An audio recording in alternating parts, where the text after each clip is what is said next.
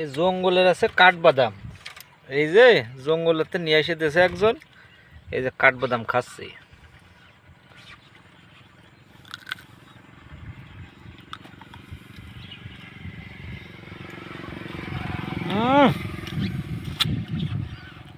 সব কি কায়দা রে, সেই স্বাদ। জঙ্গলের কাঠবাদাম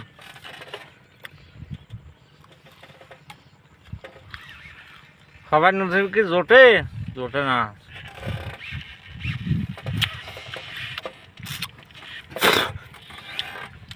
ধুলো মাটির কাজ করলে কি হবে, এই সমস্ত ভালো ভালো জিনিস আমাদের খাওয়া পড়ে। যে কাঠবাদাম, ওর ভিতরের তা কত সুন্দর,